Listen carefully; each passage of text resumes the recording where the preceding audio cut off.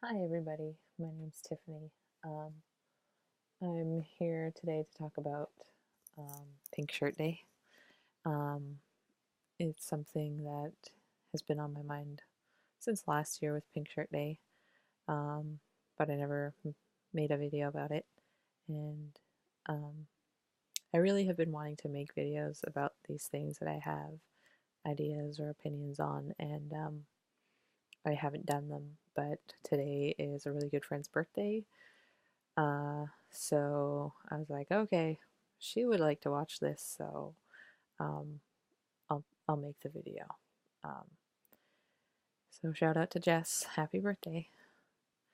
Um, I also feel like it really helps to have, um, it'll really help to Indigenous people to have an Indigenous voice on this matter, and have an Indigenous perspective.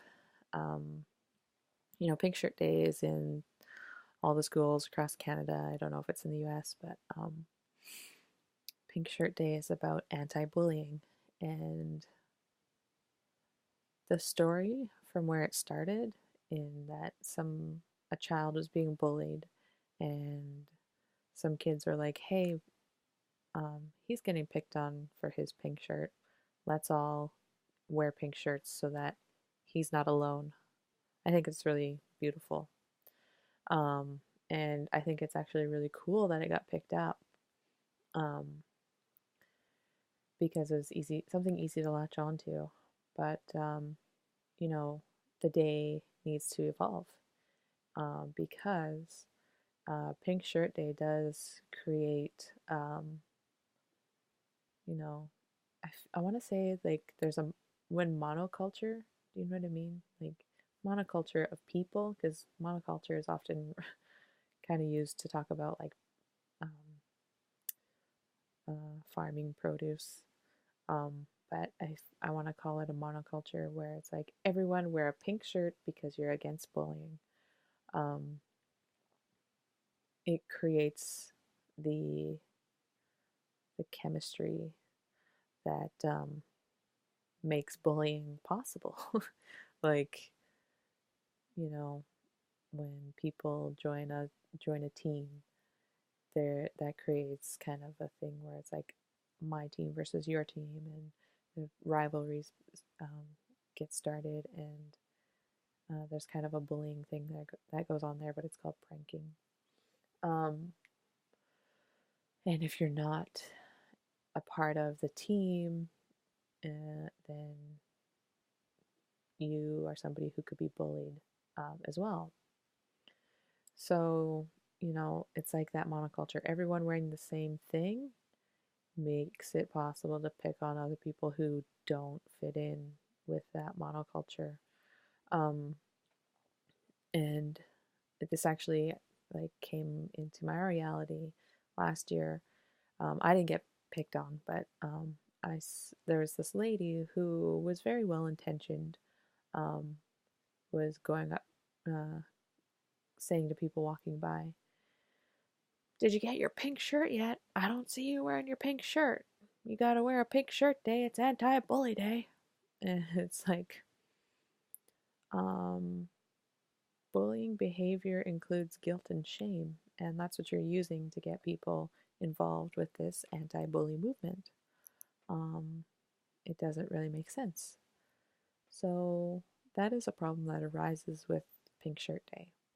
Um, and I'm not against a day devoted to bringing awareness to bullying. And but the thing is, it does have to create solutions, and creating a monoculture is never a solution. um, Things need to be able to adapt, transform, and grow and evolve. And if everything's the same, how can it grow? It needs to be able to move around and be different for it to have success. I mean, that's just my opinion, but whatever. Um,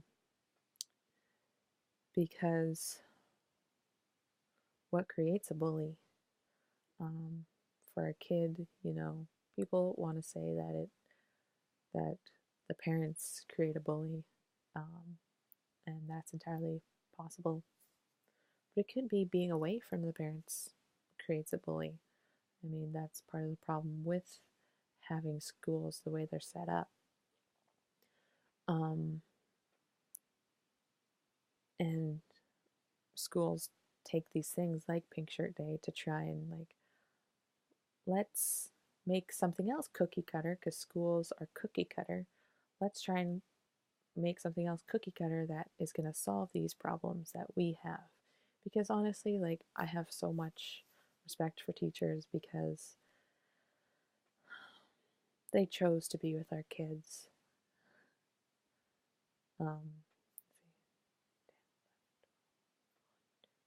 6, 7 hours a day. Um, and our kids are awake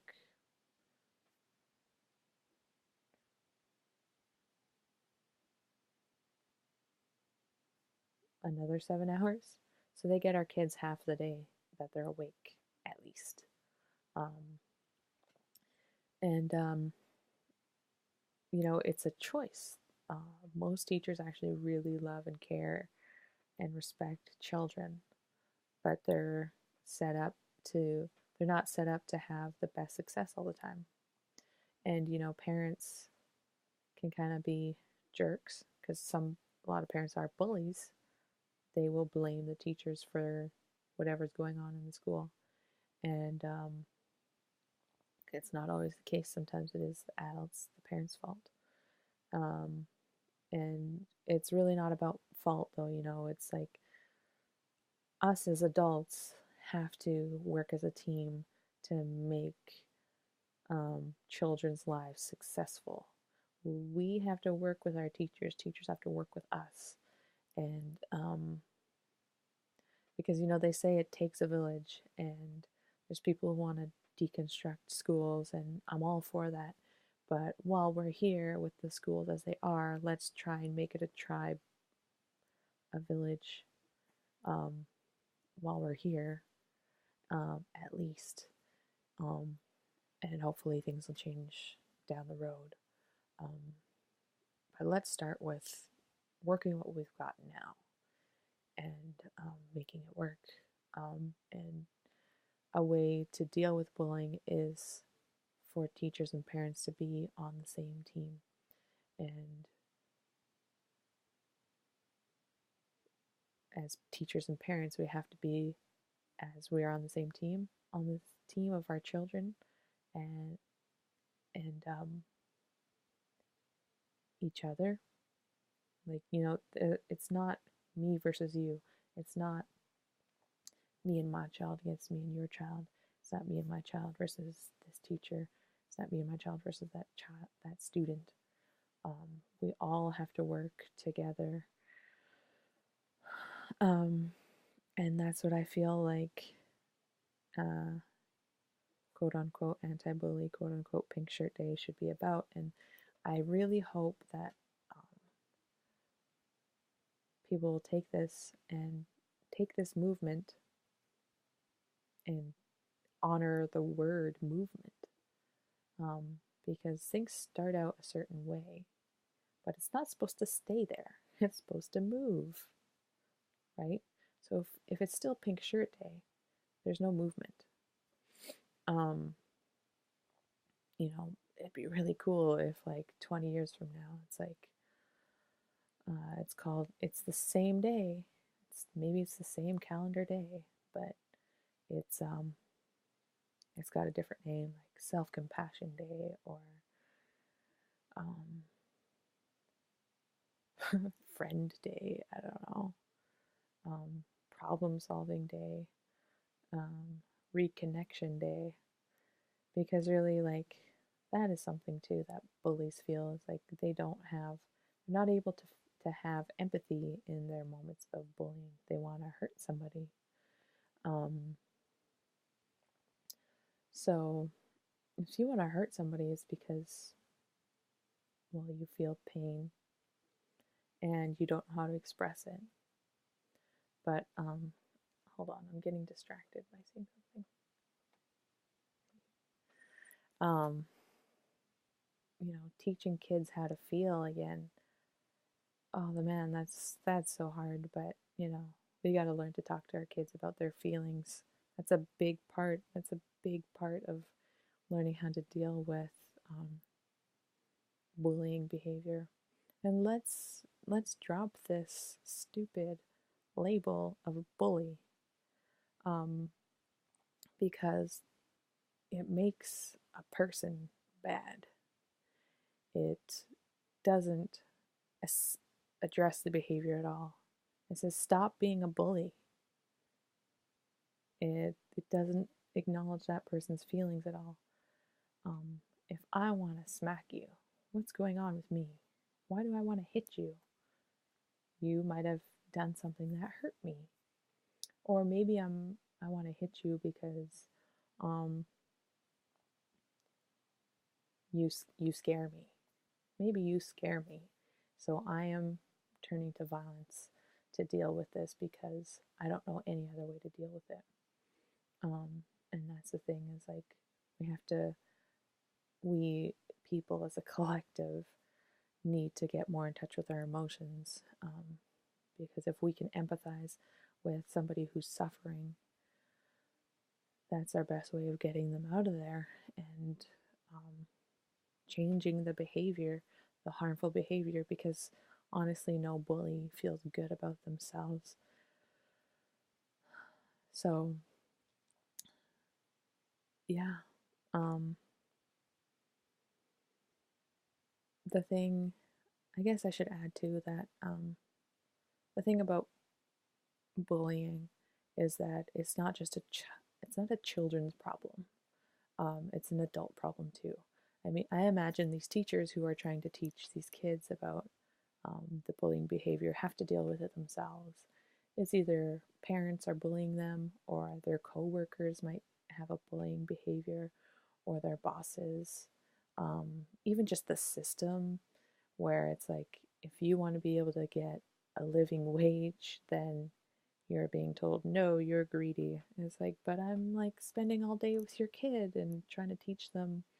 Not only am I teaching their, attending to their mental uh, um, learning, which is like, all the academics and stuff like that, but their creative and their creativity. But there's also like teachers really do have to deal with the emotional aspect of being with kids, because you cannot successfully teach children if you're not in touch with their emotions, which is sucks because the colonial system does not foster a good environment for that. There's also a spiritual part, which I'm seeing come into schools, which is so amazing, but not every teacher does it. Um, and there's also the physical, where it's like kids need to like move around, be active, and we expect them to sit in chairs um, and do some work, but that's not always possible. Some kids need more movement. Some kids need rigorous movement. Um, some might not need as rigorous, and that's cool. But we put so much responsibility in the hands of our teachers, and so we all have to work together to um, successfully raise our children.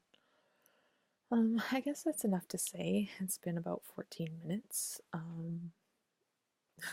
I feel like there's something missing, but um, thank you for watching. I hope to make some more videos, and shout out to my blanket wall. And I hope you all have a great pink shirt day, or rainbow colored shirt day, or stripe shirt day. Thank you.